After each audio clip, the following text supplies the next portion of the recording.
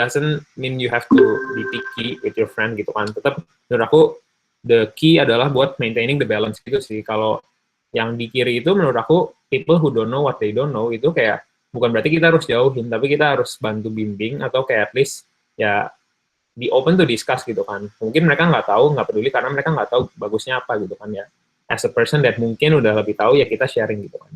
Sementara kalau yang kedua itu bisa jadi teman ngabis bareng gitu. Let's say kayak lu mau ikut lomba, terus temen lu juga mau ikut lomba gitu. Sama-sama nggak tahu gimana cara menangnya kan. Ya udah kayak lu saling sharing, terus akhirnya bentuk satu tim, nanya-nanya ke orang yang pernah menang lombanya gitu. Dan kalau yang ketiga, people who know what they know, mungkin itu lebih ke orang-orang yang bisa jadi mentor lu gitu kan. Dan ini contohnya timeline buat gue sendiri, ini contohnya gue ambil YLI. YLI tadi as I've mentioned before, itu satu program leadership by McKinsey, dan gue pas gue baru masuk ITB, gue tuh yang tipe orang pertama. Gue nggak tahu YLI itu apa, dan gue juga belum peduli sama self-development programs gitu-gituan kan. Gue masih tingkat pertama gue di ITB tuh benar-benar kerjaan gue di kelompok studi ekonomi pasar modal, di sekrenya yang nyaman dulu di GKU Timur. Gue main PS terus tiap hari kerjaannya. Jadi kayak, I don't know what YLI is, I don't care what YLI is, gitu kan. Jadi gue juga nggak tertarik daftar YLI, gitu. Dan terus di tingkat 2, gitu kan, cutting gue di KSP dan di tempat lain banyak yang ikut YLI atau daftar tapi nggak keterima, gitu kan. Akhirnya gue nanya-nanya, ngobrol-ngobrol, gitu kan.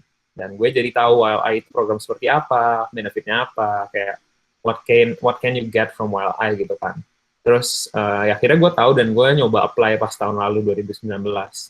Tapi karena gue nggak tahu gimana caranya, gue ketolak gitu kan. Dan teman-teman gue pun yang daftar banyak yang ketolak gitu kan. Jadi ya kita kasarnya sharing-sharing sama orang-orang yang daftar sama-sama ditolak gitu kan. Makanya gue bilang yang tipe kedua tuh lebih ke teman ngabis bareng gitu kan. Sama-sama belum tahu caranya, tapi ya you guys work on that together gitu. Dan yang ketiga tuh mungkin gue bisa bilang kayak hopefully that's me next year gitu kan. Setelah sekarang keterima dan nanti ikut programnya selama 6 bulan ke depan, nanti 2021 kayak kalau ada orang yang nanya-nanya, let's say ke gue tentang YLI next batch gitu kan, next wave, gue bisa jadi orang yang know what they know, karena gue tahu benefitnya YLI apa aja, gue bisa sharing kayak apa aja yang bisa lu dapat dari YLI, apa aja yang bakal lu lakuin, dan how do you get there gitu kan. Jadi, let's say, kalau di ketiga, udah bisa jadi mentor buat orang gitu kan. Dan ini tuh, it's different for each opportunity gitu ya guys. Jadi, let's say kayak, in terms of YLI gitu, berarti kan tahun depan gue udah di yang kelompok ketiga gitu kan. Tapi bisa aja buat opportunity yang lain tuh gue di kelompok yang kedua atau ke satu, karena mungkin kayak ada, let's say, job opening di bidang hukum gitu ya, kayak kerja di kantor hukumnya Hotman Paris, let's say. Maybe that's a good thing for anak-anak yang di bidang hukum, tapi kayak gue nggak tahu dan gue nggak peduli juga, karena gue emang nggak ke arah sana kan. And it's fine gitu, makanya gue bilang lu temenan sama orang yang 1, 2, 3, just keep the balance gitu. Gue percaya kita tuh average of our 5 closest friends sih. Jadi ini bukan kata-kata gue, ini kata-kata orang terkenal, gue lupa siapa, tapi kayak just Google it. Jadi kita mau jadi orang seperti apa tuh tergantung kita nentuinnya dan tergantung kita milih temennya gimana gitu kan. Again, bukan berarti kita harus temenan sama orang yang sukses doang, but keeping the balance gitu sih. Nah, so that's basically about knowing the right opportunity ya. Kuncinya tuh networking. Networking with people that can give you information or even can guide you gitu kan. Dan yang kedua, kalau udah tahu the right opportunity itu apa, kuncinya adalah gimana cara kita capitalize gitu kan. Kalau mungkin capitalize itu bisa gue bilang lebih ke mengantarkan kita dari yang nomor 2 tadi jadi nomor 3 gitu kan. Gimana caranya dari kita tahu, kita akhirnya jadi bisa ikut beneran program apapun yang mau kita ikutin itu gitu kan. Nah, buat capitalizing ini, buat aku ada 2 aspek yang sama-sama penting, yaitu content and packaging. Ini sengaja aku pilih katanya tuh kayak nyentrik gitu kan. Konten maksudnya tuh ya diri kalian sendiri, kayak your own capability gitu sih. Your skills, ini kalau aku bagi jadi 2, ada your hard skill and then your soft skill gitu kan. Which I think I don't have to explain, karena pasti semua orang tahu bedanya apa. Dan your packaging itu about gimana lu membungkus diri lu itu, kayak makanya literally it's packaging, kayak how you present yourself gitu. Makanya ini kalau gue bagi jadi 2 lagi, itu packaging bakal jadi recruitment kit sama personal brand. Nah, bedanya apa? Kalau recruitment kit itu tuh something that you prepare gitu. Kayak misalnya CV, resume, cover letter, jawaban interview, or portfolio if applicable gitu. Nah, itu tuh kalian bisa prepare dan kalian bisa, asalnya kalian bisa ngebungkus diri kalian kapan aja untuk yang recruitment kit ini. dan kalian kirimnya sesuai yang kalian mau gitu kan. Let's say lu nggak punya CV, nggak punya cover letter gitu kan, ya itu nggak bakal jadi masalah sampai lu mau apply kerja gitu kan. Jadi it's not a problem until you need one. Sementara kalau personal brand kayak ini tuh sifatnya lebih apa ya? You have to always be ready for personal brand gitu. Contohnya LinkedIn ya. Setiap orang bisa visit LinkedIn profile lu kapan aja gitu kan. Jadi let's say kalau sekarang mungkin ada orang yang visit LinkedIn profile gue, kalau isinya kosong mungkin gue nggak dapat job offer gitu. Tapi kalau isinya penuh mungkin gue dapat job offer gitu kan. Beda halnya sama CV gitu. Itu pasti lu yang ngelakuin actionnya. Dan begitu pula 1 minute personal elevator pitch. Gue pernah ke nikahan orang gitu ya, kayak nikahan dulu bos gue yang di Traveloka, gue dateng kan. Terus kayak banyak, ya pasti kayak karena bos-bos gitu banyak orang penting kan dateng kan, kayak ada bosnya Traveloka yang beneran bosnya kayak Ferry Nardinya gitu dan lain-lain gitu kan. Cuma kayak let's say gue waktu itu nggak ngakuin sih, kayak tapi let's say gue mau kenalan sama Pak Ferry gitu kan. Gimana sih cara gue nge-present diri gue sendiri dalam 1 menit gitu, karena ya CEO kan sibuk kan, waktunya nggak banyak, apalagi lagi di nikahan gitu, kayak ini ada anak kuliahan siapa nggak jelas gitu kan, kayak you have to be mindful of their time gitu. Jadi pasti gue harus prepare dulu gimana gue mau present diri gue sendiri dalam 1 menit itu, biar kayak dia tuh impressed, or at least kayak he is willing to spend more time talking to me gitu kan. Kayak kalau enggak, yang ada malah bukannya ningkatin chance gue buat capitalize, malah bikin gue namanya jadi jelek di mata dia gitu kan. Nah, dan ini something yang you have to come beforehand gitu kan, karena ya lu mana nyangka sih kayak pernikahan orang, semua orang penting, atau kayak lu datang ke seminar atau ke acara apapun itu, terus ada orang penting, lu mau kenalan, kayak you have to prepare it beforehand kan.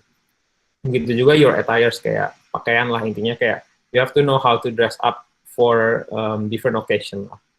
Nah, terus yang di bawahnya ini, yang ada 2 chart ini tuh menurut gue ilustrasi yang lumayan menjelaskan gimana bedanya konten sama packaging itu dalam membantu lu menjadi bisa mengcapitalize opportunity gitu kan. Karena kalau konten itu ya, pertama yang kiri dulu, gue yakin konten tuh kayak it takes process, it takes time gitu kan buat develop hard skill and soft skill. Jadi lu mau let's say jadi jago data science, ya lu nggak bisa dalam 2 jam jadi dewa data science dari nol gitu kan. Of course there are prosesnya gitu. Dan itu contohnya makanya di sini kayak it will take you from A to B to C kan. Kayak ini butuh waktu untuk ningkatin ability to capitalize-nya.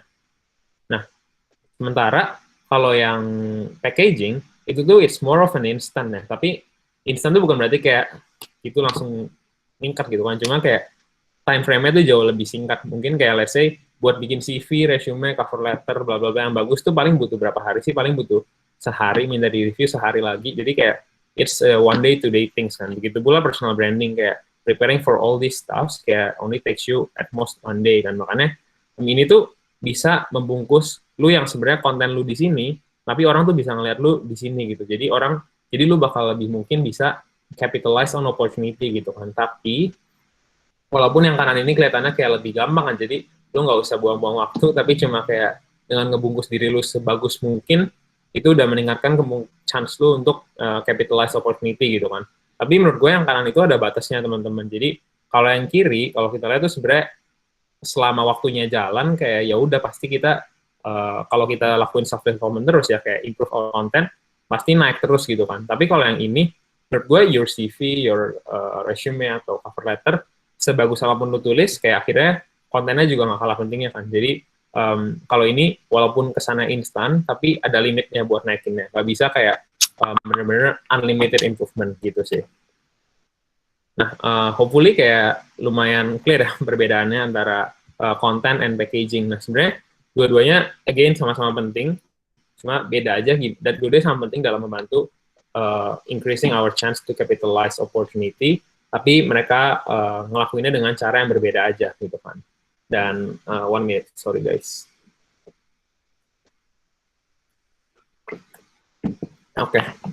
Nah, selanjutnya tuh gue mau sedikit sharing aja sih tentang jenis-jenis self development opportunities yang ada di kuliah gitu kan. Dan ini again disclaimer sebelum masuk ke sectionnya, ini tuh yang bakal gue sharing very subjective ya. Ini bener-bener based on my experience, dan of course kayak different people, different experience would be different story. Cuma just in case kayak maybe this can be your inspiration gitu kan. Jadi ada 5 jenis opportunity for self development di kuliah. Ini gue rutin dari yang menurut gue paling signifikan sampai yang paling enggak menurut gue. Tapi bukan berarti ini enggak signifikan. Cuma menurut gue yang paling penting itu internship atau part-time, karena bakal gue jelasin di belakang. Kemudian leadership or exchange program, and then competition, and then organization or event committee, dan yang terakhir tuh online course or webinar. Jadi webinar hari ini, walaupun ini webinar dan menurut gue lebih nggak signifikan tuh kayak, this is still far better than nothing ya. Kayak kalau ini tuh urutannya 5 ke sini, terus kayak yang nggak ngelakuin apa-apa tuh jauh di kanan lah, jauh lebih cacat gitu kan. Nah, bedanya yang kedua sama keempat apa? Leadership program sama organisasi. Kalau yang kedua itu mungkin lebih ke kalian ikut programnya, jadi peserta gitu. Let's say kayak you guys join Students Catalyst or YLI or XLFL sebagai students-nya, sebagai peserta gitu. Jadi lu belajar. Sementara kalau yang organisasi atau event committee, itu lu jadi yang nge-run event-nya gitu. Nah itu dulu ya self-development. Mungkin yang kanan lebih cenderung ke giving back juga. Tapi gue yakin itu self-development juga. Karena kayak you guys are gonna learn two different things gitu. Kalau di yang kedua mungkin kalian bakal lebih belajar ya materi-materi yang disampaikan, tapi kalau yang di kanannya mungkin kalian lebih belajar soft skill, how you manage people, how you manage projects gitu kan. Dan we'll go through that one by one. Jadi mulai dari yang pertama, internship. Nah, ini gue ambil contohnya dari yang gue pernah intern aja ya, biar gue bisa sharingnya nggak ngasal lah gitu kan. Buat gue, ini contohnya ada 3 kan, yang gue pernah BCG, Traveloka, and Pinhome. Dan yang baris kedua itu apa aja benefit yang didapat dari internship atau part-time gitu. Nah, kalau dari internship menurut gue tuh ada 5 benefitnya. Yang pertama tuh problem solving, communication, and work ethic. Ini gue yakin lu intern apapun, posisi apapun, dimanapun, pasti bakal belajar tentang hal ini. Karena kayak, I think it's self-explanatory lah, no need explanation. Terus yang kedua, quality professional network. Ini karena kayak, let's say, di Traveloka gitu kan, banyak orang-orang yang mungkin gue nggak bakal kenal kalau gue kerja di sana, karena mereka udah beberapa tahun di atas gue gitu kan. Pas gue masuk ITB mereka udah lulus gitu, dan ya itu adalah cara gue buat mengembangkan network gue ke orang-orang yang udah kerja juga gitu kan. Begitu pula di company-company lain. Terus yang ketiga, itu lo bakal ngedapetin strong ownership to real work project and fulfillment juga jadinya. Dan maksudnya ini tuh gimana? Jadi biasanya kalau internship kalau kalian join internship program yang good program, which is kayak you guys should ask your seniors what are the good programs, kayak kalian tuh bakal pasti dikasih project sendiri, jadi kalian nggak cuma jadi kasarnya intern yang kerjanya bikin kopi. Itu tuh kayak mitos banget menurut gua, kalau terutama di startup ya, startup tuh they're definitely very aggressive on their growth, kayak mereka tuh benar-benar mau growingnya 10 kali lipat dalam setahun, jadi pasti kalian kerjaan tuh ada terus lah gitu, dan itu tuh kerjaannya bakal dilepas, kalian kayak dicemplungin ke kolam sendiri gitu, walaupun ada mentornya. Jadi kalian bakal benar-benar merasa project ini tuh punya kalian banget nih, walaupun cuma intern gitu ya. Jadi itu makanya strong ownership to the project, dan nanti saat projectnya selesai, sukses gitu kan, itu fulfillment-nya bakal kerasa banget gitu, karena benar-benar lu berimpact signifikan ke company tempat lu bekerja gitu kan. Dan yang keempat, of course, kayak kalau lu intern dan lu perform bagus, you will have full-time job offer opportunity gitu kan. Kayak ya some companies yang gue pernah intern udah nawar-nawarin lah kayak full time mau di mana gitu. Dan I think kayak it happens a lot, bukan cuma ke gue doang gitu. As long as you show that you have good work ethic and willingness to learn gitu. Kemudian yang terakhir itu business acumen, in my case ya, karena gue internnya tentang bisnis gitu kan. Cuman I think lo intern dimanapun pasti business acumen lo bertambah. Business acumen tuh kayak maksudnya cuma ya pengetahuan lu tentang dunia bisnisnya aja sih, kayak ini tuh bukan hal-hal yang diajarin di kuliah kayak let's say SBM gitu. Ya mungkin SBM belajar teori-teori bisnisnya ya. Correct me if I'm wrong, Angel dan panitia lainnya. Cuman kalau lu intern lu jadi tahu benar-benar kayak let's say lu intern anak teknik nih, intern di Pertamina. Itu kan nggak related ke bisnis kan, lu kerjanya di field ngebor gitu kan.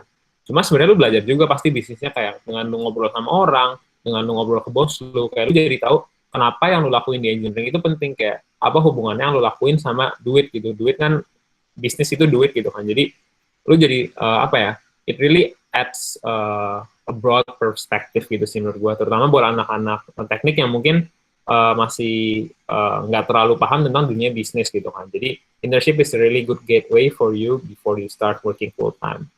Nah, ini yang di bawah itu terakhir baris ketiga adalah proses rekrutmennya. Gue nggak bakal terlalu deep dive lah ya, karena ini kan beda banget buat tiap company gitu kan. Jadi ya mostly, tapi pasti awal ada CV dan pasti ada interview. Di tengahnya ada online case, ada macam-macam, itu beda-beda tiap company. Nanti ini kan file bakal di-share juga, so you guys can check just in case you guys are interested to apply in one of these 3 companies gitu kan. Cuman, that's basically about internship and part-time. Nah, selanjutnya itu tentang leadership or exchange program. Nah, gue sendiri tuh biasanya nggak pernah ikut exchange program, cuma gue mengelompokkan itu sama kayak leadership, karena basically kayak you guys, apa ya bukan kerja kan, tapi kayak dibina dengan mengikuti satu program, kenalan sama orang-orang baru, dan I think most of the benefits-nya bakal sama, dan seleksinya juga bakal sama, mirip prosesnya gitu kan. Dan ini contoh yang gue ambil adalah SC, YLI, dan Excel Future Leaders. Gue nggak Excel Future Leaders, disclaimer, jadi kalau ada yang nanya tentang proses seleksinya super panjang ini, kayak cannot help a lot with that, karena gue juga gagal dulu ketolak sama Excel Future Leaders, makanya gue nggak dapet. Cuman I know that is a good program, banyak teman gue yang join program ini, dan really recommend you guys to join juga kalau misalnya emang ada kesempatannya gitu kan. Nah, cuman yang mau gue fokusin itu lebih ke benefitnya gitu ya. Kenapa sih sebenarnya leadership sama exchange program itu penting gitu? Kalau yang sebelumnya kan mungkin jelas banget benefit utamanya adalah kita bisa kenalan sama orang-orang yang udah kerja, sama bisa dapat opportunity buat kerja beneran gitu kan. Nah, kalau ini tuh lebih ke it can develop almost all of your soft skill gitu. Menurut gue topik-topik di SC, topik-topik di YLI dan XL gitu ya. Walaupun gue belum ngerasain YLI-nya gitu, dan XL gue nggak dapat, tapi gue kan banyak ngobrol-ngobrol juga lah sama orang-orang yang udah pernah ngerasain. That's why network is very important kan. Gue pernah ngobrol dan ya mereka bilang sebenarnya sama-sama aja gitu. Pasti diajarin kayak problem solving framework tuh gimana, how to present, how do you communicate with people, how you manage project, how you materi-materi kayak gini nih, self development plan gitu kan, itu pasti diajarin semuanya dimanapun kalian ikut programnya gitu. Dan again yang udah gue mention itu thinking tools gitu kan. Nah, terus yang ketiga itu quality network of fellow students and mentors. Tadi kan gue sempat bilang tuh di awal, knowing the right opportunity itu penting banget, dan itu tuh basically adalah a function of how broad your network is gitu kan. Semakin banyak lu punya network yang berkualitas, semakin banyak opportunity yang kalian bisa tahu gitu kan, opportunity yang tepat ya again. Jadi menurut gue program-program seperti ini adalah program yang sangat bagus buat kalian yang mau memperluas network kalian gitu. Terutama I don't know about XLFL ya, cuma setahu gue kalau YLI itu they are very diverse gitu. Jadi bakal ada orang dari Papua, orang dari university yang you don't even know the name gitu kan. They really emphasize on the diversity. Jadi se-Indonesia, bahkan ada orang yang kuliah di Amerika, orang Indonesia, they got YLI, dan kita bisa ngobrol gitu. Jadi bakal luas banget perspektif kita terbuka dengan ikut program-program kayak gini. Dan terutama untuk YLI juga tuh ada exposure ke senior national stakeholders, kayak setahu gue tahun lalu itu ada Pak Ignatius Jonan ya, yang paling familiar namanya gitu. Dan yang terakhir itu recruitment kit sama personal branding preparation, which is I think whatever kinds of programs you join, they will definitely teach you how to meet with recruiters, how to personal brand gitu kan, mau SC, XLFL, YLI, gue yakin itu semua bakal diajarin di sana. Jadi it's also a way for you to start building your personal brand and start preparing your recruitment kit gitu. Dan untuk selection prosesnya, I'm just gonna skip it, not very important. Yang ketiga itu competition, dan ini competition very biased towards business case ya guys, karena emang yang gue ikutin business case kan. Cuman ya gue yakin lomba apapun yang kalian ikut, mau lomba coding, lomba bikin puisi, lomba bikin essay gitu, pasti it's basically problem solving ya. Cuma I don't know about presentation and teamwork. Cuman in the business case competition, itu 3 aspek yang benar-benar ke-develop banget menurut gue, dari problem solving, presentation, and also teamwork gitu.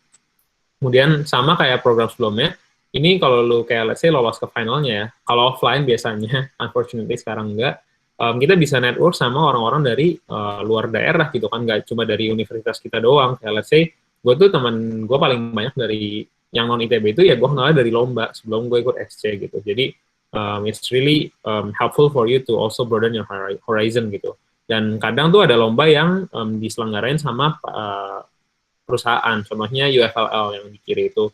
Dan itu bisa menghasilkan potential internship opportunity gitu. Setahu gue belum mengambil jatah internship gue sih, tapi harusnya setahu gue tuh semua yang ikut UFLL sampai final, kalau mau internship ke Unilever jadi gampang gitu masuknya gitu kan. Dan ya itu bukan Unilever doang lah, banyak lomba yang lain. Gue pernah lomba dari Tokopedia yang nyelenggarain, gue bahkan nggak menang, gue bahkan nggak lolos ke final. Gue ranking 9 yang diambil 7 tim, Tapi gue ditawarin interview sama vice presidennya langsung. Terus gue interview, akhirnya dapat job offer. Cuman ya waktu itu nggak diambil karena ada opportunity lain. Nah, terus yang keempat itu organization or event committee. Nah, ini yang gue ambil contohnya juga yang pernah gue ikutin gitu, SC, KASEP, dan SHARE.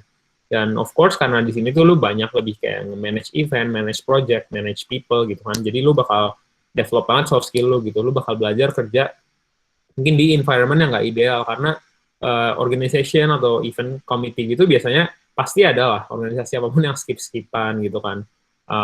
Kemudian banyaklah friction gitu kan antara beda jadwalnya, ngurus jadwalnya susah, ada yang sibuk banget, bla bla bla, kayak lot different organization, different problem gitu kan. But I'm sure there are problems, tapi problems itu yang bakal ngebikin kalian develop gitu. Kalau semuanya lancar-lancar jaya, menurut gue justru nggak develop gitu.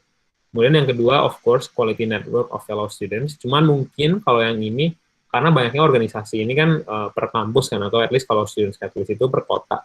Jadi ya networknya ya sebatas di kota kalian aja, atau mungkin kalau kayak students catalyst dan share itu kan networknya luas, cuman per chapter beda kota. Jadi kalian juga, jadi masuk ke network students catalystnya, kayak let's say kalau gue jadi student di students catalyst batch 9, ya gue kalau mau ngomong sama orang yang dari students catalyst Jakarta batch-batch sebelumnya tuh, jadi ada kayak benang merahnya gitu, kayak let's say lu bisa ngomong, halo kak, kenalin aku Brian dari students catalyst batch 9, kenalin bla bla bla gitu kan. Jadi pas lu ngomong tuh orang udah apa ya, lebih nyambung rasanya karena lu ada kesamaan gitu kan.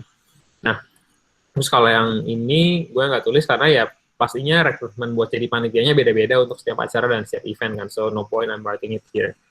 Nah, terakhir online course atau webinar. Sorry ini lupa nambahin logo Growth Labs, harusnya minta ke Angel nih logo Growth Labs di sini satu. Cuma ya, you know lah guys, kayak maksudnya online course atau webinar yang gue pernah lakuin tuh Coursera, dan yang gue tahu akhir-akhir ini lagi booming banget tuh namanya Insight Sherpa. Itu judulnya kayak Virtual Internship at Insight Sherpa gitu. You guys can just Google this, kayak bener-bener banyak banget temen gue yang akhirnya ngelakuin ini, online course di Insight Sherpa gitu sih. Dan di Coursera tuh ada cara buat kita dapat course-nya secara gratis juga. Jadi kalian free trial, dan kalian selesaiin course-nya sebelum 7 hari, dan udah dapat piagamnya, kalian unsubscribe jadi gratis. That was what I did. Terus ini kalian dapat apa? Ya of course kalian bakal dapat specific skill development tergantung kalian ngambil course apa atau ikut webinar apa gitu kan. Dan kalau di Insight Sherpa, tahu aku ada mini real work experience kayak 1 or 2 days work experience gitu. Cuman need to confirm this one with orang-orang yang emang pernah ikut ya, karena gue nggak pernah ikut personally. Nah, so that's basically the 5 types of self development activities that everyone can do ya. Nah, selanjutnya tuh, tadi kan gue bilang di awal kalau sebenarnya tujuan dari self-development ini untuk achieve success gitu kan. Tapi sukses itu tadi gue bilang juga bakal beda-beda untuk setiap orang kan. Jadi, apa sih sebenarnya sukses itu? Nah, sekarang kita bakal ngomong gimana sebenarnya cara nentuin sukses buat diri kita sendiri gitu. Jadi, coba deh kita tanya ke diri kita masing-masing, sebenarnya tuh apa sih definisi sukses kita tuh? Apa sih yang benar-benar kita mau capai gitu? Bebas dalam skala 1 tahun, 2 tahun, 5 tahun, 10 tahun gitu kan. Coba aja sambil kayak along the way you guys listen to me in the next slides, kayak sambil coba tanya-tanya diri sendiri aja kayak what is my definition of success gitu. Nah, each person should be able to define what their success looks like, karena kayak sukses menurut lu tuh ya pasti beda, mungkin beda sama yang menurut orang lain gitu kan. Dan ini definisi sukses yang sangat sering terdengar di kalangan mahasiswa gitu kan. Sukses adalah dapat GPA super tinggi 3,9, not me.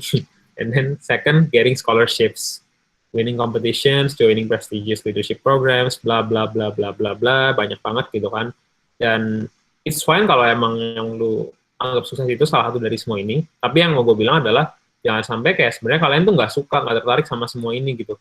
Tapi kalian karena ngikutin stigma publik kalau sukses tuh harus semua ini, kalian jadi malah down sendiri gitu. Nah itu, that's what I don't want gitu ya. Jadi kayak, these are just common definition of success, but this list itu nggak exhaustive. Artinya kayak sangat banyak definisi sukses yang lain yang nggak ada di list ini nih.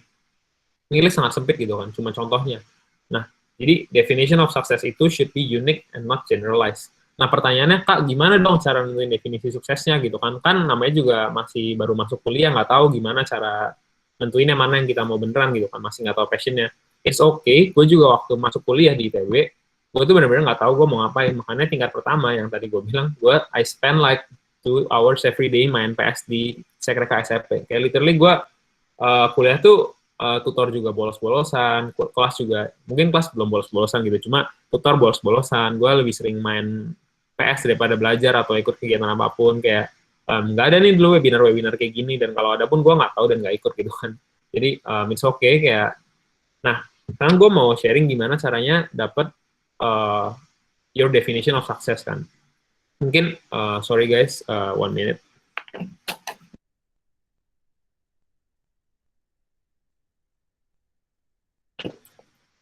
Oke, sorry guys. Jadi, mungkin kalian sering dengar definisi kata-kata ikigai kan. Ikigai itu sebuah filosofi di Jepang, artinya tuh reason for being. Kayak, kenapa lo ada di dunia ini sih? It's very philosophical ya. Nah, ini, jadi your life purpose itu, your long-term game, kayak tujuan akhir sukses lo itu harusnya ya about finding your ikigai. Dan itu tuh adalah perpotongan dari apa yang lo suka, what you love, apa yang lu jago, what you are good at, apa yang orang mau bayar lu untuk, kayak lu mau ngelakuin apa sih yang orang tuh bakal kira-kira ngebayar lu buat ngelakuin sesuatu itu apa gitu kan. Jadi what you can be paid for, and lastly what the world needs. Jadi again, kayak ini filosofi gue suka banget karena this is always reminding us that the world is much bigger than us gitu kan. Jadi ya life purpose lu itu nggak harusnya, your ikigai should not be self-centered gitu. Harusnya ada pertanyaan juga yang bisa lu jawab dengan ikigai lu itu, apa yang lu lakuin buat dunia ini gitu kan. Tapi ini tuh kayak it's a long term game, dan gue rasa ini tuh bukan sesuatu yang lu harus cari secara agresif gitu ya, kayak lu harus tiap hari mikir 3 jam kayak apa ya my ikigai, apa ya life purpose gue itu. Karena itu menurut gue sesuatu yang didapatin, something that you find, it's not something that you seek gitu kan. Jadi ya itu adalah proses gitu kan, kayak along the way lu ngelakuin A, B, C gitu kan, akhirnya lu bakal nyadar sendiri, ternyata ini gue nggak suka, ternyata gue ini nggak jago, ternyata ini gue jago di sini, gue passion buat giving back to the community by doing this gitu. Lama-lama lu ngerti sendiri kayak ikigai lu tuh gimana. Nah pertanyaannya adalah short term terus gimana dong kalau emang kayak nggak semua orang have the blessing to find their ikigai throughout their college years gitu kan. Bisa aja ada orang yang ikigainya baru nemu umur 40 gitu. Bisa aja orang yang ikigainya baru nemu umur 50 gitu. Terus selama kuliah gimana dong self development-nya gitu? Apakah jadi nggak ada arah? No, I think kayak temporarily, in the short term tuh kita bisa benchmark gitu. Benchmark tuh basically kayak lu ngelihat success example gitu sih. Jadi, this is what I've done ya, by the way, kayak I'm not saying this is the best way, but this is another alternative for you to buat punya direction sebelum lu menemukan ikigai lu gitu sih. Jadi, basically in the short term, pertama tuh kita cari satu orang yang menurut kita tuh keren gitu. Tapi jangan yang terlalu jauh. Jangan kayak lu ngomong, Michael Jackson gitu. Itu udah jauh banget kan, beda 50 tahun sama kita. Jadi kayak cari yang deket, yang masih bisa lu reach out langsung gitu loh. Orang yang kayak let's say cutting lu yang beda setahun, 2 tahun, 3 tahun. Dan kalau bisa di universitas yang sama-sama lu, jadi auditionnya relate gitu kan. Nah, lu look up di sini itu maksudnya lu kagumi bisa dalam hal karir, bisa dalam passionnya, bisa dalam mission or vocation, basically kayak ya yang di ikigai inilah, kayak bisa aspek manapun yang lu look up gitu. Nah, lu lihat, lu cari orang yang seperti itu, yang lu respect banget, terus lu cari tahu sebenarnya dia tuh ngapain sih di tahun-tahun sebelumnya, sebelum mereka jadi diri mereka yang sekarang gitu. Let's say kayak if you respect someone that much, kayak you want to try to be him in some way gitu, or try to be her gitu. Jadi ya it's okay kayak lu jadi ngekor ke orang dulu, ikutin. Let's say kalau gue dulu ada ngekor salah satu cutting gue yang namanya tidak perlu disebut, kayak ya dia pernah ikut lomba sesuatu gitu kan, dan gue ikut lombanya juga gitu karena gue penasaran gitu, gue mau cari tahu apa sih ini kayak lomba business case gitu kan. Akhirnya gue ikut, dan akhirnya gue menang, dan kayak tapi eventually itu nanti jalan kalian bakal bisa sendiri gitu, kayak ini jalan yang dia gitu, kalau ikutin terus lama-lama tuh bakal belok sendiri kayak naturally gitu, as long as kayak you put your thoughts into your ikigai gitu, kayak lu selalu inget kalau ini tuh cuma jalan temporary doang, bukan kayak lu bakal seumur hidup ngekor dia gitu. Karena kalau kayak gitu lu bakal jadi frustasi sendiri kan, kayak ini orang ngelakuin apa yang lu nggak suka tapi lu malah ikut lakuin karena lu for the sake of ngikutin orang ini, padahal kayak lu nggak tertarik gitu, ya udah nggak apa-apa, nggak usah. Jadi just be mindful kayak when you're trying to benchmark, kayak this is just temporary solution long term game is always finding your ikigai gitu. Jadi mungkin dengan lo ngikutin orang ini lo jadi tahu kayak passion lo apa, vocation lo apa, mission lo apa gitu. Tapi maybe your profession bisa beda sama orang itu gitu kan. And I think that's the case for me sih. Jadi again nomor 2 ini menurut gua gampang banget lakuinnya sekarang ya. Bisa kalian kayak kalau kenalan langsung good, if you guys have the courage to reach out to the person, great. Tapi kalau takut malu-malu gitu kayak which is understandable, nggak apa-apa, kayak lihat aja LinkedIn profile kan, semua orang bisa lihat kan, kayak let's say lihat aja kayak LinkedIn profile satu orang yang menurut kalian keren cutting gitu kan, terus kayak oh dia ikut apa aja ya tahun lalu, terus dia ikutnya pas dia tahun berapa kan, biasanya tahu juga kan kayak oh tahun kedua dia ikut SA Students Catalyst, terus tahun ketiga dia ikut Excel Future Leaders, and then bla bla bla bla gitu. Itu contoh doang. And yeah, so that's basically the strategy on how can we find our direction gitu ya in the short term and in long term as well, the ikigai. Nah, next kita bakal ngomong tentang building our own IDP gitu. Nah, tadi kan kita udah ngomong tentang finding direction dengan cara benchmark ke orang kan, tapi gimana sih caranya kita bisa benar-benar stick to our own commitment gitu. Jadi kalau kita udah bilang kita mau mencapai ini, ya kita bakal beneran ngelakuin hal-hal yang kita perluin buat mencapai itu gitu, dan itu berhubungan satu sama lain dengan hidup kita. Jadi kayak nggak satunya gue punya cita-cita A dan cita-cita B yang kayak dua-duanya itu berlawanan dan nggak konsisten gitu. Jadi this is IDP is a tool to help us kayak mengarahkan hidup kita kayak ke arah yang kita mau gitu kan. Jadi basically IDP keeps us in the right track and road to success. Jadi kayak saat kita mau mencapai sukses yang kita define sendiri dengan IDP dengan ikigai kalian atau dengan ngikutin benchmark dari orang lain gitu. Nah, kalian bikin IDP untuk membantu kalian mencapai titik tersebut gitu kan. Nah, of course starts with the goal gitu kan. Start with the success definition, karena tujuannya aja untuk mencapai sukses. Ya kalian harus tahu dulu definisi suksesnya itu apa, ya kan. Nah, setelah kalian tahu definisi suksesnya itu apa, next adalah kalian bikin long term IDP. Nah, long term IDP ini tuh biasanya berupa 1-3 goal sebagai kompas buat diri lo gitu, kayak as your compass to achieve success for the next 5 until 10 years.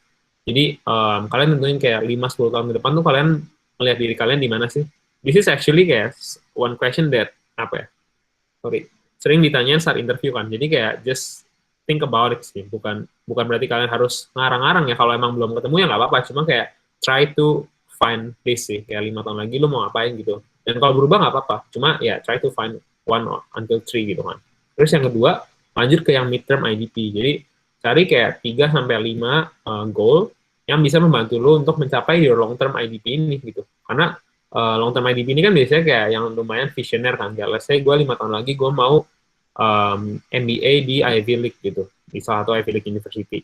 Ya berarti midterm gue harus yang membuat gue bisa mencapai itu dong. Either kayak gue work in management consulting, atau gue kerja di government, atau ya, other things gitu kan. Cuma kalau bisa, seharusnya ini berhubungan sama yang long term IDP-nya gitu. Selanjutnya, you guys can guess, of course, is the short term IDP gitu. Jadi, kalian juga bisa punya 3-5 goal as your immediate commitment for the next 3-6 months gitu. Dan ini definitely angka-angka ini kayak 1-3 goal, 5-10 tahun, 3-5 goals, bla bla bla.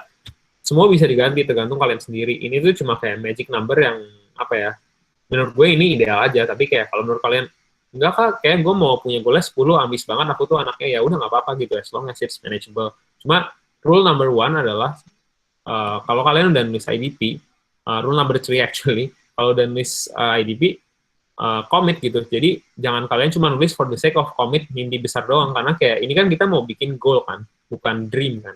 Jadi harus ada actionnya gitu, kayak kalau menurut kalian 10 midterm IDP itu 10-10-nya goalnya bisa di-achieve, ya udah nggak apa-apa lakuin. Tapi kayak kalau itu cuma mimpi doang, kayaknya jadi ini mungkin bagus deh, jadi ini mungkin keren juga, tulis aja semua lah, nomor gue jangan tuh. Mending jangan ditulis, kayak bikin kayak IDP kalian tuh bener-bener kayak your sacred document gitu, kayak lu nggak boleh melanggar inilah pokoknya. Boleh lu mau ngelakuin hal-hal yang lain yang nggak berhubungan sama IDP lu, tapi make sure your IDP itu tercapai gitu. Nah itu tuh menurut gue adalah cara yang lumayan powerful, makanya gue bilang tuliskan, write it down. Write it down, lu bisa bikin Excel atau spreadsheet. Gue bikin nanti di belakang bakal gue share sebagian, not all. Jadi kayak bener-bener write it down, karena itu tuh bakal jadi pengingat lu gitu. Saat let's say kayak nanti di belakang bakal gue kasih contoh deh. Tapi for now kayak yang kedua itu be smart juga, nanti di belakang juga bakal gue jelasin kayak gimana cara bikin IDP yang bagus dan benar gitu kan. Dan yang penting untuk slide ini menurut gue commit aja sih, kayak berapapun goal yang mau kalian tulis gitu, kayak just commit gitu. Dan ini kan kayak short term IDP itu 3-6 bulan.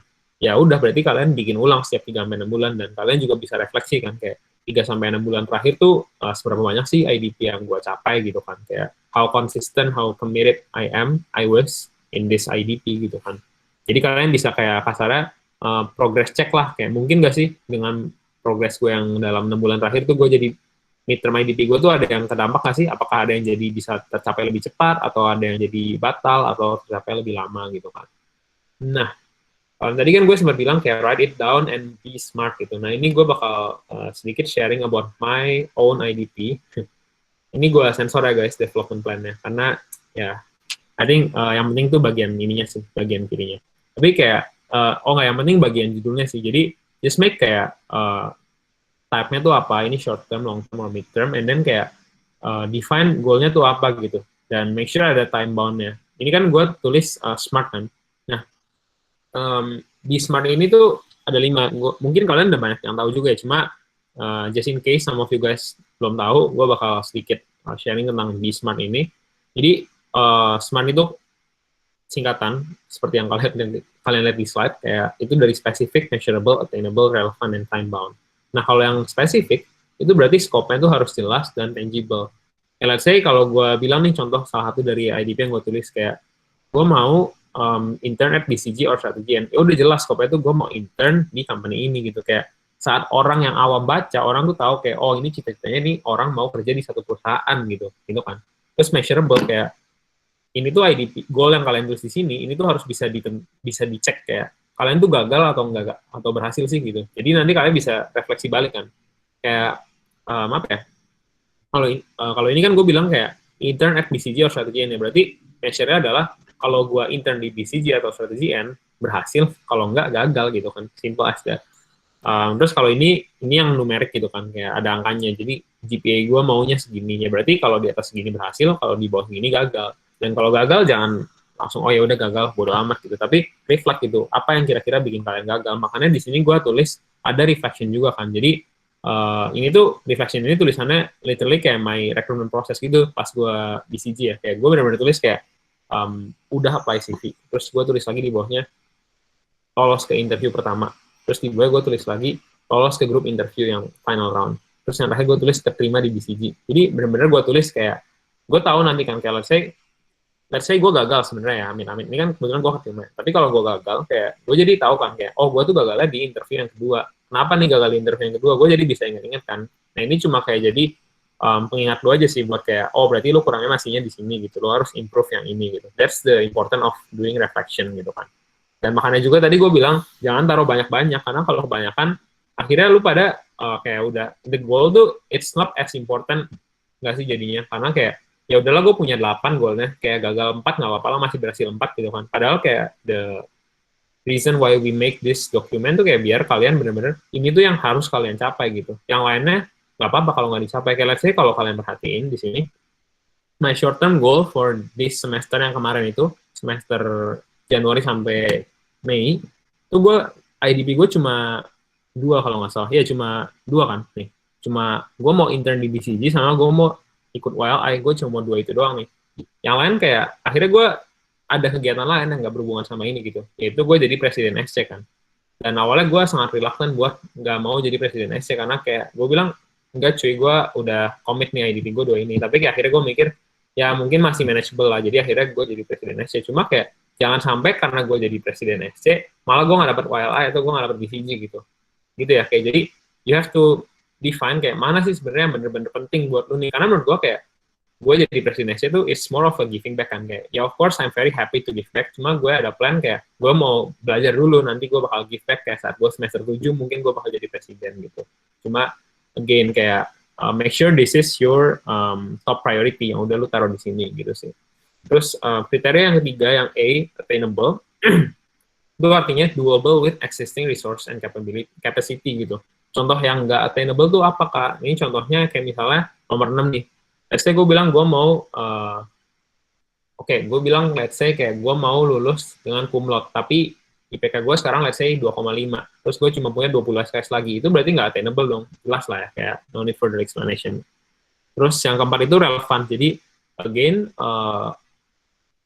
your IDP itu harusnya nyambung dari yang long term, mid term, short term gitu. Makanya kayak your short term goal harusnya nyambung ke your mid term goal. Kayak ini contohnya tuh, gue mau intern at BCG dan strategian, ini short term gue kan. Nah mid termnya gue mau first job gue di BCG atau McKinsey gitu kan. Makanya gue mau intern di sana karena gue mau ngerasain kerja di sana tuh kayak gimana gitu. Begitu pula kayak ini, gue mau GPA segini karena untuk masuk BCG atau McKinsey kayak ada minimal GPA-nya sekian gitu kan. Gitu sih. Dan terakhir itu time bound, jadi deadline.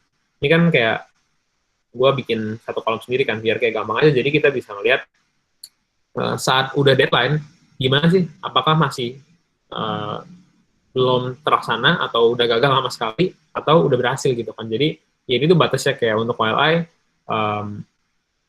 deadline-nya of course kayak Agustus kan, karena baru kemarin pengumumannya kayak, itu waktu itu gue tentuinnya sebenarnya nggak Agustus, cuma gue tentuinnya Mei gitu kan, karena waktu itu setahu gue pengumumannya harusnya Mei, tapi ya it's not my fault kalau kayak pengumumannya diundur kan, ya of course you can change this, cuman that's a rare case, kayak harusnya yang lain tuh kayak ini yang nggak berubah-ubah gitu kan harusnya. So yeah, that's basically kayak about your IDP sih. I think a very important takeaways dari yang ini tuh adalah again, your goal has to be smart. Ini time bound-nya kan di sini, jadi ini SMAR dan ini T-nya, and then kayak break it down into development plan. Jadi kalian tentuin tuh kayak development plan-nya tuh, ini komitmen kalian kayak, gue mau mencapai intern di BCG atau strategi N nih. Sebenarnya yang kalian lakuin tuh apa sih buat mencapai itu gitu kan. Kayak kalau gue di sini tuh yang intern at BCG atau strategi N, gue tuh komit, gue mau waktu itu apa ya gue tulisnya. Gue pokoknya ada tulis kayak gue harus latihan case interview at least 10 kali sebelum first round interview. Terus kayak gue harus spend 2 jam sehari dari beberapa minggu sebelum interview, 2 jam sehari untuk baca consulting report. Itu gue benar-benar tulis nih di sini. Begitu pula yang YLI itu, gue ada tulis kayak, gue mau minta recommendation ke 5 alumni YLI, minimal 5. Terus ada lagi kayak, gue mau minta proofread essay gue ke 5 orang, gitu. Bener-bener kayak gue tulis di sini, jadi gue lakuin gitu. Dan akhirnya gue bener-bener lakuin semuanya, gue minta recommendation ke banyak banget orang, gue minta banyak banget orang proofread essay gue, kayak, dan ya akhirnya puji Tuhan kayak bener-bener dapet akhirnya gitu kan. Dan, yep, so I think that's basically what I can share for today gitu kan. Ada beberapa action item yang gue nggak maksa, but I hope you guys will do it for the betterment of your own self gitu kan. Yang pertama itu define your own success by finding your ikigai, atau at least in the short term benchmark to success example gitu.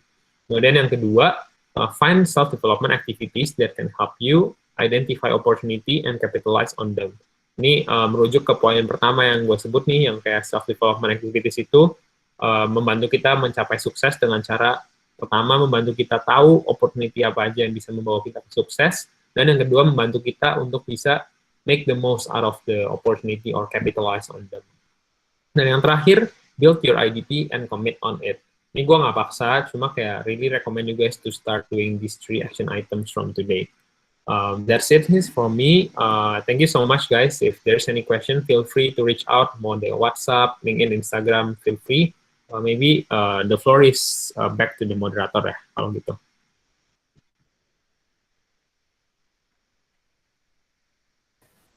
Oke, keren banget ya materi hari ini dari Kak Brian. Makasih banyak Kak Brian buat materinya hari ini, keren banget dan insightful parah sih buat aku juga yang anak masih tingkat 2 yang masih bingung sih sama self development di kuliah ini. Nah, mungkin aku bisa recap beberapa nih, review beberapa dari pemaparan materi yang udah Kak Brian kasih. Itu pertama kita harus understanding the importance of self development ini sendiri. Dan yang kedua, ternyata di kampus sendiri itu banyak banget ya self development yang bisa kita manfaatin untuk mengembangkan diri kita. Bener banget. Lebih jauh lagi. Nah, terus tadi poin ketiga juga ini penting banget sih, defining your own success kan, kata Kak Brian.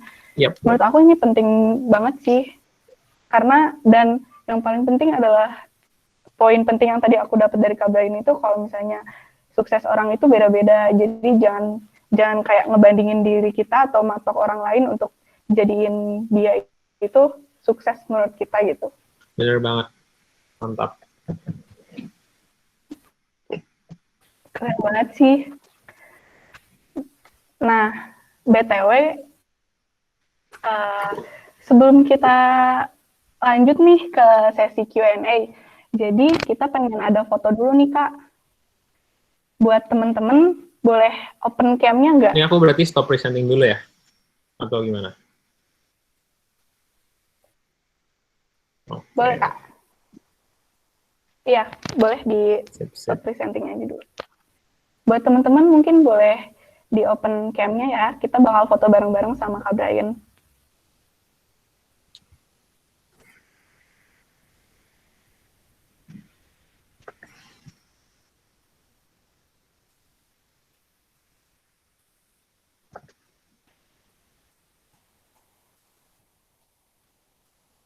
Oke, buat panitia udah siap. Udah siap belum?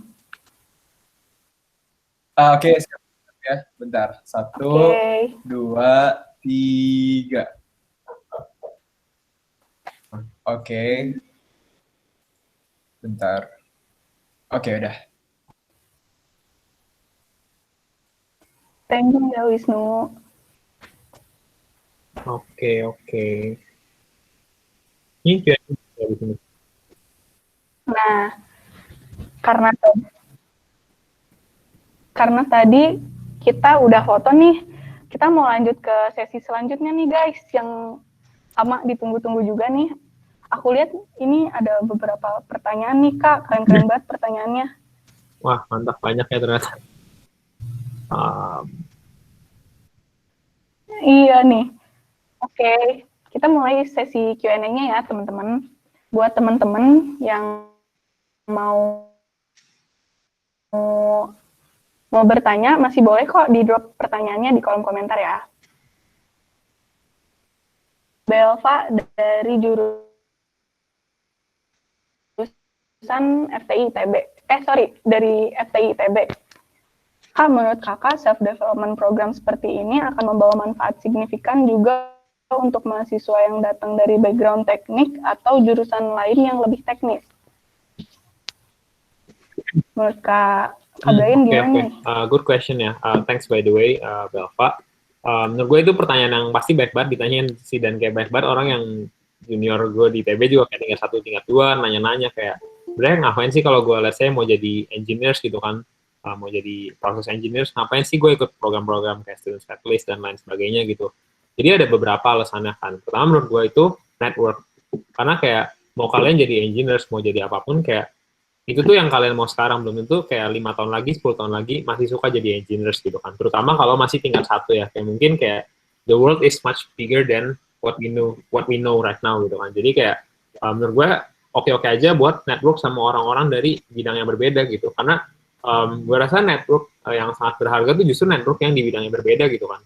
Karena let's say kalau kita mau jadi engineers gitu kan, dan kayak kita punya teman kerjaannya engineers itu semua, ya udah kayak pengetahuan kita sebatas bidang itu doang kan, berarti kayak sementara kalau kita punya teman-teman, let's say ada yang anak HI, ada yang anak matematika gitu kan, ada yang anak farmasi, kayak lu jadi lebih terekspos ke lebih banyak industri dan lu lebih open ke lebih banyak peluang lagi ke depannya gitu. Mungkin bisa jadi potential collaboration kan. So that's the first thing, network. Terus yang kedua tuh menurut gua self development program kayak gini itu tuh ngebawa soft skill juga gitu kan. Jadi mostly itu program-program kayak gini isinya tuh adalah hal-hal yang sebenarnya fundamental dan berguna di manapun kalian berada gitu ya. Mungkin kalau gue boleh present screen lagi nih. Yep. Nah, ini kalau kalian lihat yang di bagian ini nih, mostly itu self-development program itu tuh menawarin kalian 3 yang kanan ini, soft skill, recruitment kit, sama personal brand. Dan soft skill tuh gue rasa mau jadi engineers, mau jadi apapun itu pasti berguna. Karena let's say lu jadi engineers, kalau lu kerjanya bagus, nanti lu bakal jadi bos kan. Dan saat lu jadi bos, it's not about engineering anymore, but it's about managing your talent, managing your people gitu kan. Jadi soft skill is always important, dan kayak having a head start on it, of course kayak lebih beneficial gitu kan. Terus yang kedua tuh packaging kalian. Jadi kayak let's say itu pertanyaan yang kamu tanya tadi kan, itu pertanyaan yang ditanyakan banyak banget teman-teman engineering kamu yang lainnya kan. Jadi kalau misalnya kamu kayak ikut leadership program kayak yang nawarin kamu hal-hal seperti ini, dan teman-teman kamu yang nanyain hal-hal tadi itu nggak ikut program ya, kalian jadi dapat head start kan, kayak mungkin konten kalian tuh sama, tapi dibanding teman-teman kalian, packaging kalian lebih bagus. Jadi kayak kalian lebih mungkin dapat kerjaan engineers yang kalian pengenin itu gitu kan. I think kayak there's many reasons kayak why you should still join these programs. Cuman ya menurut gue yang paling penting itu. Tapi kayak again ini kan sebenarnya masalah opportunity cost kan. Kayak kalau lu nggak join program-program itu, kayak let's say lu nggak mau join WildEye. Kalau lu nggak join WildEye, apa yang lu lakuin gitu kan? Kayak kalau misalnya lu nggak join WildEye, terus lu kayak magang let's say di perusahaan-perusahaan yang emang sesuai dengan bidang yang lu tertarik gitu. Ya nggak apa-apa gitu, jangan maksa kayak ikut WildEye, karena ini kan pilihan ya. Kayak buat gua mungkin ikut WildEye lebih bagus, tapi buat orang lain mungkin magang di Google lebih bagus gitu kan. Mungkin buat orang lain magang di Mercedes lebih bagus, tergantung aspirasi gitu kan. Jadi ya mungkin itu sih, semoga menjawab ya. Okay.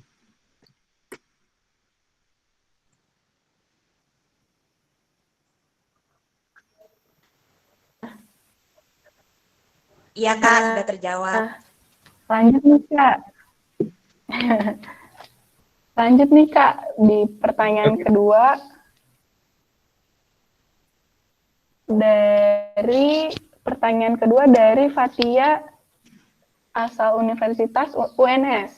Kak, bagaimana mengontrol diri kita ketika adaptasi di lingkungan kampus? Contoh ikut organisasi dan lain-lain. Seperti apa yang harus diprioritaskan di awal masa kampus?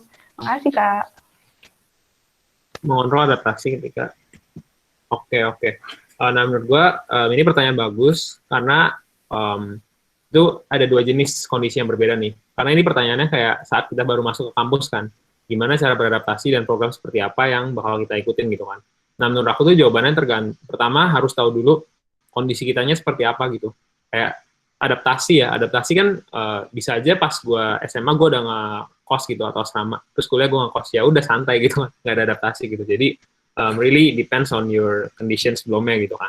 Terus kalau program seperti apa yang harus diprioritaskan, kayak ikut organisasi dan lain-lain, itu juga balik lagi ke diri kalian. Kayak sebenarnya pertama kalian tuh udah tahu belum passion kalian apa gitu. Kalau udah tahu passion kalian apa, good, kayak fokus ke yang ngebantu passion kalian itu gitu kan. Atau at least kayak ya kalian dalamin passion kalian. Jadi kalau ternyata kalian nggak suka pun, ya udah kalian tahu lebih awal gitu daripada later gitu kan. Tapi kalau udah suka satu hal, ya udah di-dive aja ke situ dulu gitu kan. Nah, kalau misalnya kayak masih ngeraba-raba, masih nggak tahu kuliah mau ngapain, which is gue dulu ya 2017, kayak menurut gue sih coba sebanyak-banyaknya aja yang bisa kalian bisa kalian ikutin gitu loh. Kayak terutama program-program yang mungkin lebih ngajarinnya hal-hal yang general. Jadi kayak let's say kalian ikut Students Catalyst gitu kan. Banyak banget orang ikut Students Catalyst, habis itu ikut yang lain-lain lagi, nggak usah di Students Catalyst terus gitu kan. Jadi kayak ya udah lu belajar di sini, lu bisa aplikasiin di yang lain-lain. Kayak contohnya orang-orang yang ikut Students Catalyst akhirnya ada yang bikin organisasinya sendiri, ada yang bikin bisnisnya sendiri. Ya which is great gitu kan. Cuman kayak organisasi yang bagus di awal, kalau gitu jawaban menurut gue, kalau gue simplify ya, adalah organisasi yang ngajarin hal-hal yang general gitu kan.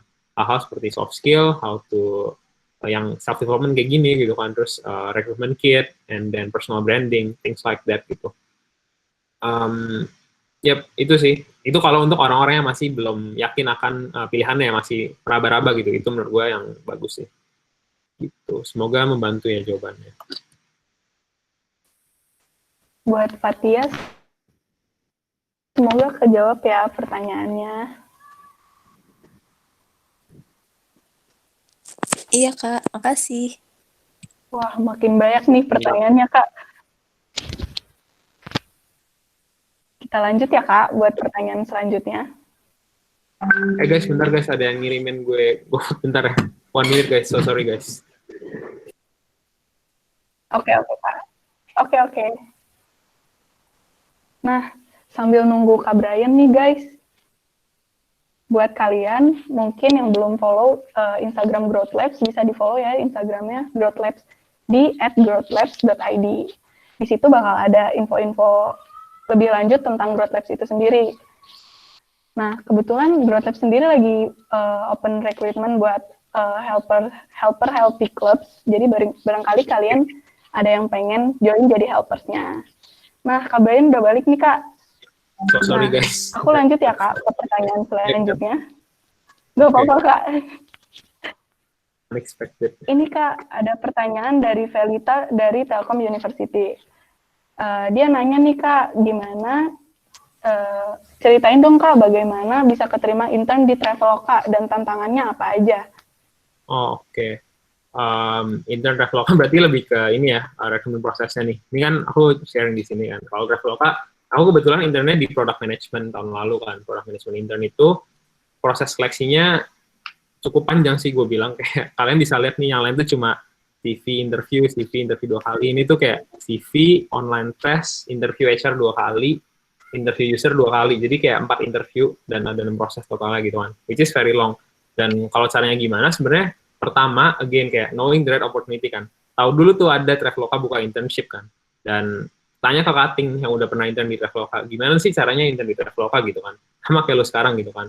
Nah, mungkin kayak I cannot share all the details sekarang karena panjang banget tuh biasanya karena ada 4 proses kan. Cuman kayak intinya adalah yang mereka inginkan untuk role product management intern adalah yang gue tulis di sini nih, problem solving, communication, sama work ethic, sama satu lagi tuh ownership sih. Jadi kayak lu tuh saat dikasih kerjaan bisa nggak lu kayak independen, nunjukin kalau lu tuh independen kayak dikasih kerjaan pokoknya apa aja lu bakal jadi come up with something good gitu buat mereka. Nah, kalau untuk ini kan tadi ada HR interview 2 kali, itu bakal ditanya-tanya tentang diri lu gitu sih, kayak passion lu tuh apa, kenapa lu tertarik join Traveloka, kenapa lu tertarik product management gitu kan. Which is kayak itu something that you have to prepare beforehand gitu kan. Yang tadi gue bilang makanya untuk ini packaging nih, ini packaging kan, karena saat gue interview sama HR, itu tuh capability gue ya udah segitu gitu, di titik itu kan. Tapi gimana caranya gue bikin kemungkinan gue terima tuh lebih tinggi dengan cara packaging yang bagus gitu. Gue siapin lah jawaban sebelumnya, gue research tentang produknya Traveloka gitu. Gue cari cacat-cacatnya apa, kalau gue jadi PM Traveloka, apa yang mau gue improve, produk apa yang mau gue bikin. Itu it really matters gitu. Itu nunjukin kalau kita tuh udah ngelakuin research yang dalam sebelumnya gitu. Dan itu yang ngebedain kandidat yang sama-sama bagus, tapi sebenarnya packagingnya lebih bagus gitu. Padahal kan itu kayak kasarnya research kayak gitu tuh cuma ngomong doang kan. Kayak kalau disuruh beneran mah nggak bisa juga gitu kan. Cuman ya itu that's why packaging gitu kan. Terus user interview juga sama. Cuman ini bentuknya case, jadi lebih deep, lebih apa ya, lebih kompleks dari itu. Dan kalau misalnya lu emang tertarik banget buat magang di Traveloka, next year maybe kayak reach out aja ke kontak gue tadi, karena kalau di sini takutnya jadi kepanjangan buat yang lainnya, gitu sih. Ntar gue bisa share dokumen-dokumen juga.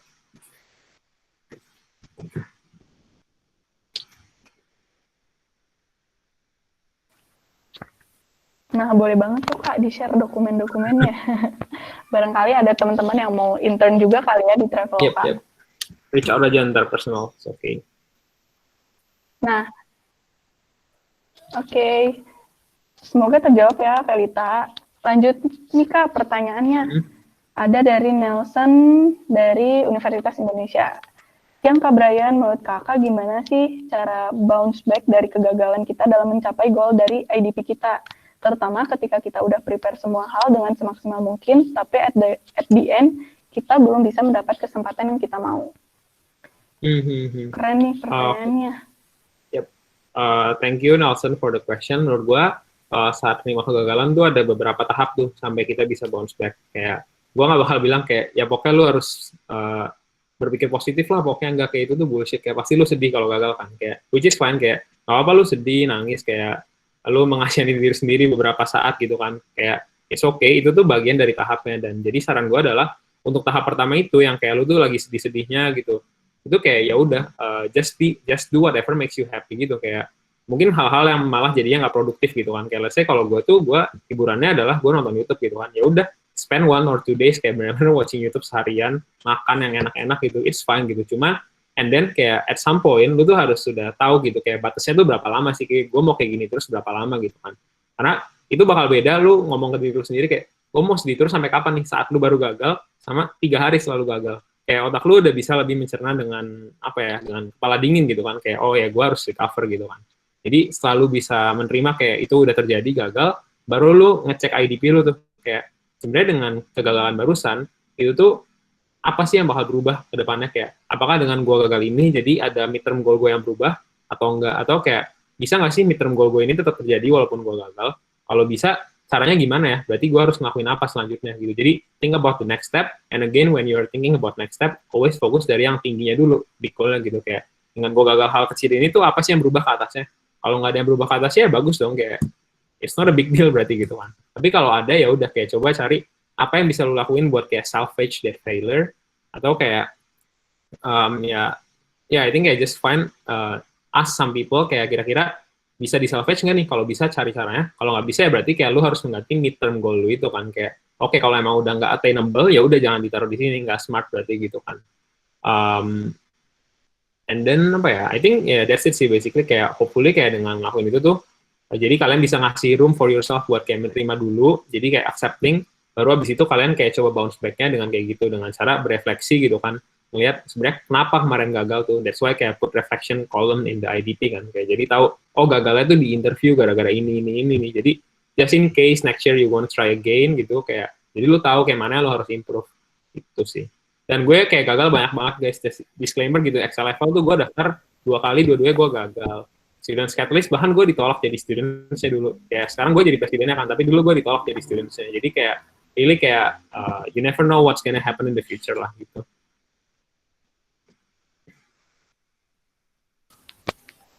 Keren banget sih, Kak. Berarti kayak poinnya adalah selalu belajar dari kegagalan ya, Kak? Oke, semoga kejawab ya, Nelson. Lanjut nih, Kak. Ada dari Askia, dari ITB. Halo Kak Brian, bagaimana cara kita tetap bisa waras secara mental di bawah tekanan perkuliahan dan mimpi-mimpi ideal kita? Adakah tips khusus tertentu? Oke, gimana cara tetap waras saat ngambis? Intinya mah gitu nggak sih pertanyaannya? Gimana waras kalau ngambis? Iya bener, Pak. Tadi kuncinya tuh di sini sih menurut gue tuh, kan kita, kalau di sini aku bilang kayak saat kalian mau self-development tuh kalian harus tahu orang seperti apa yang kalian jadi teman dekat gitu kan. Nah itu kuncinya tuh kalian keeping the balance gitu. Jangan teman kalian tuh yang udah di sini semua gitu. Tadi kan aku bilang kalau yang di nomor 3 tuh most likely jadi mentor kalian kan. Nah, kalau kalian cuma temenan sama orang yang udah di atas gitu, yang udah jadi mentor kalian, ya kalian ngeliatnya ke atas terus gitu kan. Ya bayanglah perumpamaan itu, kalau lu ngeliat ke atas terus, kayak pasti leher lu lama-lama sakit kan. Kayak kalau lu ngeliat ke bawah terus juga leher lu lama-lama sakit gitu. Dan it's even worse kayak kalau lu ngeliat ke bawah terus, udah leher lu sakit, lu nggak berkembang gitu. Tapi kalau lu lihat ke samping terus, ya leher lu nggak sakit, tapi kayak lu juga nggak berkembang kan. Jadi lu stay at the same line gitu. Lu maunya kayak lu sambil naik, tapi kayak leher lu nggak sakit. That's why you need kayak some people yang bisa guide lu buat naik, tapi kayak lu juga perlu orang-orang yang emang buat chill-chill aja gitu. Kayak gue juga punya teman yang emang gak se-passion sama gue kok. Kayak temen gue ada yang ngomong kayak ngapain sih lu ikut organisasi banyak-banyak, magang banyak-banyak, ntar juga kerja sama-sama kerja gitu kan. Kayak ya udah nggak apa-apa, itu buat lucu-lucuan aja gitu kan. Dan kayak menurut gue kuncinya untuk stay waras, stay sane di dunia yang penuh dengan cita-cita yang mulia ini gitu kan. Kayak menurut gue sih lingkungannya aja, kayak again, you are the average of your 5 closest friends gitu. Kalau temen lu 5-5-nya ambis, ya lu bakal ambis terus gitu. Tapi kalau temen lu ada yang 1-2 yang chill, kayak ya lu jadi ada chill-chillnya gitu lah, gitu. Nggak serius-serius banget. Gitu sih, semoga membantu ya.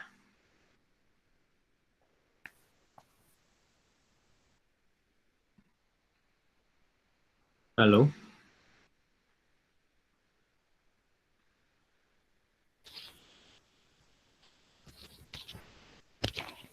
Nah, semoga kejawab ya tadi dari buat Askia.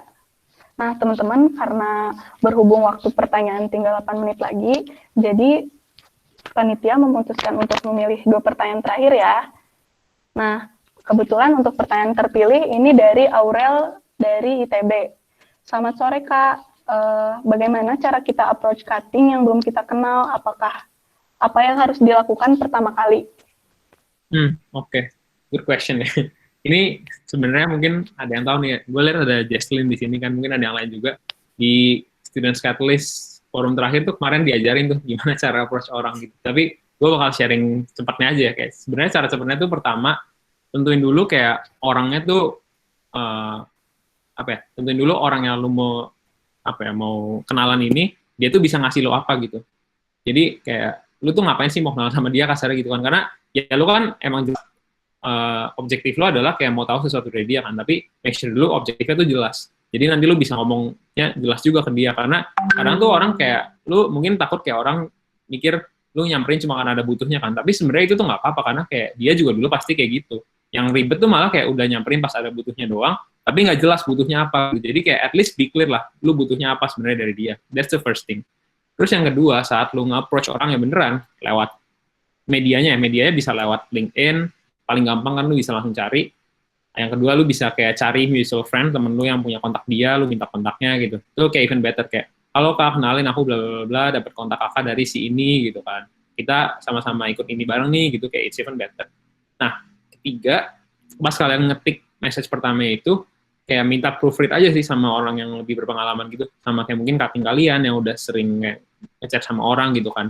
Ya sebenarnya nggak harus kaku kayak gimana banget ya, kayak mungkin ya kalau lu ngechat gue juga, gue lebih suka kayak lu santai aja gitu, nggak usah serius-serius gitu. Cuman mungkin ada orang yang kaku gitu kan, jadi ya make it polite aja sih. Yang penting nggak kayak bingung gitu kan, nggak cuma kayak manggil oi kak gitu. Itu kan kayak lu siapa gitu, kenal kagak, sok akrab banget gitu. Kayak ya yang jelas pastiin kayak message lu tuh udah cukup sopan lah gitu. Menurut gue 3 hal itu sih kayak yang perlu dilakuin kalau mau approach cutting. Hope it helps ya. Semoga kejawab ya buat Aurel. Nah, ini kayaknya bakal jadi pertanyaan terakhir nih, Kak. Okay. Dari Muhammad Gaiska, dari ITERA. Nah, pertanyaannya, Kak, bagaimana untuk menghindari start yang buruk di awal kuliah dan bagaimana agar tetap fokus dari awal sampai di akhir perkuliahan? Terima kasih, Kak. Oke. Thanks juga buat pertanyaannya ya, guys. Kak, ini bagi jadi 2 berarti pertanyaannya. Pertama, gimana cara gagal start yang buruk? Dan yang kedua, gimana cara terfokus sampai akhir kan? Nah, kalau untuk start yang buruk itu gimana cara menghindarinya?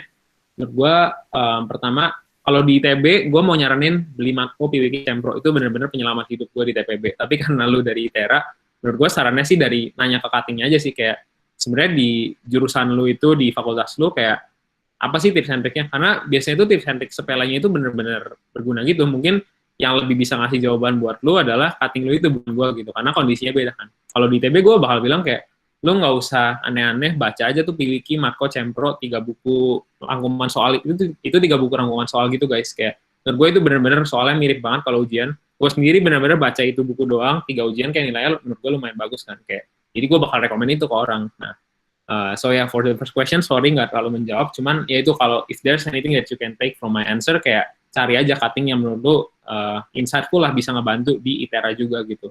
Karena dia lebih tahu kondisinya. Nah, yang kedua, gimana cara tetap fokus dari awal sampai akhir?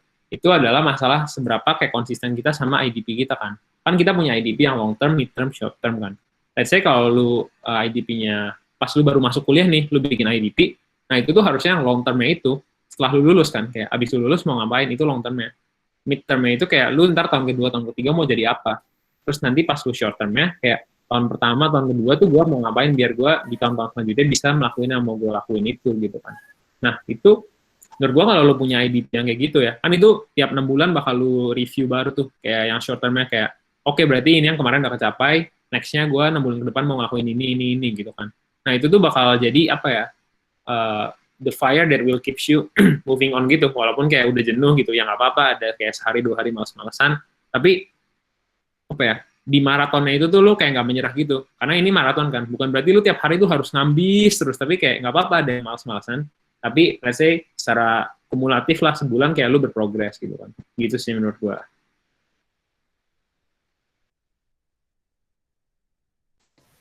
Keren banget sih, Kak.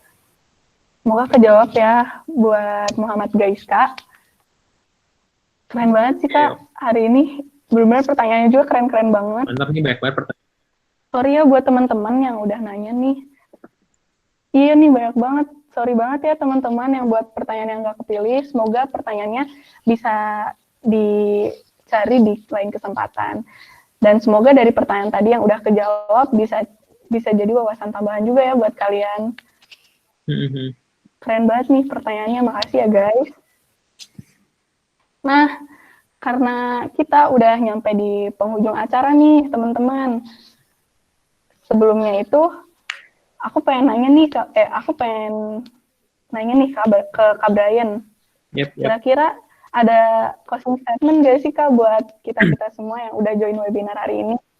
Oke, mungkin closing statement-nya sih 3 action item ini aja sih guys. Menurut gue kayak nggak usah yang dramatis lah. Pokoknya kayak first tuh define your own success. Itu tuh sukses lu sama sukses orang lain tuh beda.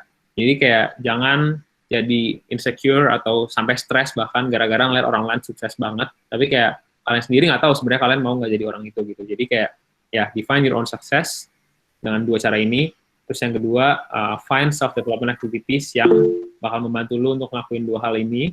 Ya, share ITB boleh salah satunya.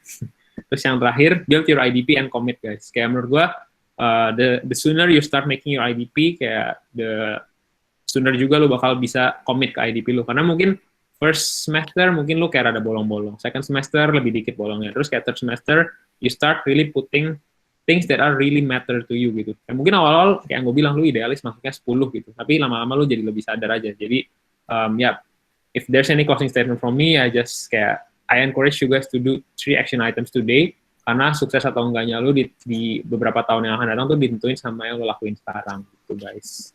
Thank you everyone, really had a fun session today. Keren banget. Makasih banyak Kak Brian. Pokoknya intinya ya, kayak kita harus fokus sama diri sendiri dan jangan pernah bandingin diri sama orang lain ya Kak. Yes.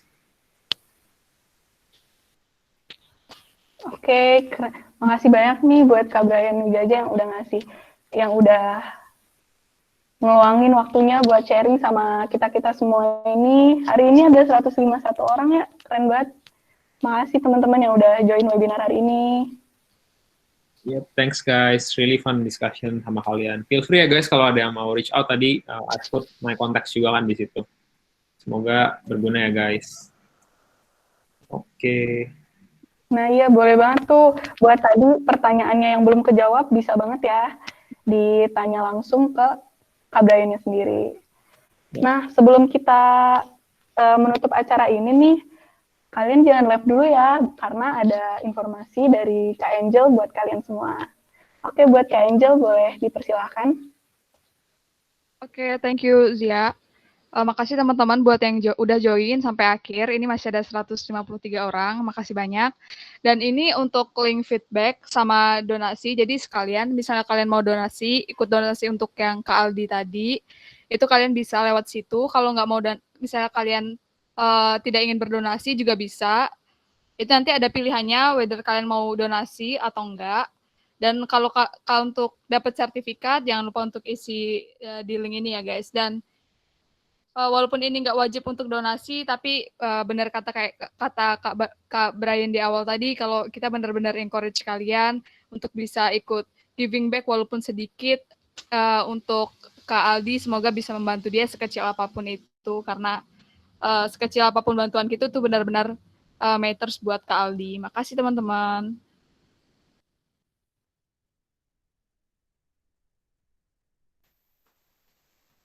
Nah, makasih buat Kak Angel informasinya. Semoga dengan adanya bantuan kecil apapun dari kalian bisa bermanfaat banget buat Kak Aldi nanti. Dan di sini kita juga nggak terlalu mewajibkan, tapi ya namanya berbuat kebaikan, kita harus berbagi bareng-bareng ya. Dan kita harus saling mengajak juga untuk melakukan kebaikan. Nah, karena kita udah di penghujung acara nih, jangan lupa ya guys buat diisi link feedback-nya, karena itu salah satu syarat juga buat kalian dapat sertifikat webinar hari ini. Dan jangan lupa di-follow Instagram Growth Labs ID ya, karena di situ bakal ada informasi-informasi lebih lengkap tentang Growth Labs dan program-program yang kita lakuin. Nanti tungguin juga webinar-webinar selanjutnya yang bakal diadain Growth Labs ID. Oke, mantap. By the way, tim panitia aku izin pamit dulu ya. Thank you semua again. Really. Oke. Makasih banyak Kak Brian. Makasih Kak Brian. Brian. Makasih banyak ya Kak. Semangat Kak.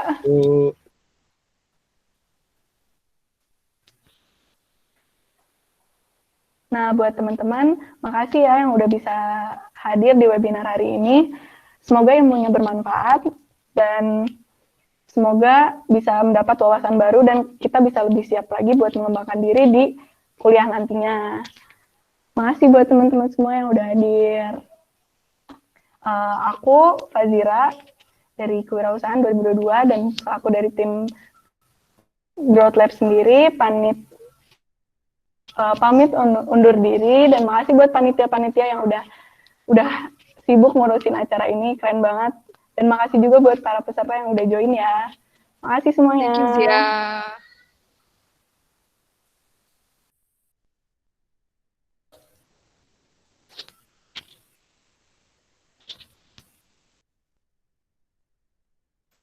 Sama-sama, Angel.